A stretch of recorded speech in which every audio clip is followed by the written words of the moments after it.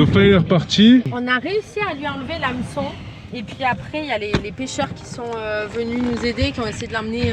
Il lui a ouvert la bouche et tout, ils l'ont ramené au large, le dauphin il fait que revenir au bord. Donc soit il est complètement perdu et c'est fini, soit il vient là, il se repose et peut-être qu'il a une petite infection ou je sais pas. Du moins il arrive à nager. Donc on a dernier espoir, c'est que juste il essaye de se remettre parce que quand même quand on lui a enlevé l'hameçon. Ouais, on lui a quand même enlevé l'hameçon, on peut dire que c'est une casse cochée sauver un dauphin après avoir sauvé une tortue. Mais c'est vrai que là il y a énormément de sacs partout.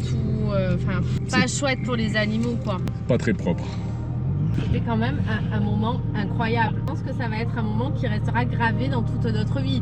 Ouais, c'est voilà. pas tous les jours que tu peux toucher un dauphin. On est resté une demi-heure, une heure avec le dauphin là. Hein, Ah en ouais, vrai, ouais. Il se laissait faire, il se laissait regarder, il se laissait toucher. On a réussi à enlever l'hameçon, le pêcheur là il lui a ouvert la bouche, tu voyais les dents, je me doutais qu'il fallait ouvrir la bouche mais moi je le fais pas. Je le fais pas, je mets pas mes mains dans la bouche d'un dauphin. On voyait bien quand le claquement quand il refermait, en tout cas il avait rien dans la bouche donc il n'y avait pas d'autres hameçons. Donc il y a des chances que là juste il soit là, il se repose parce qu'il a quand même pas mal nagé là-bas. Et puis voilà.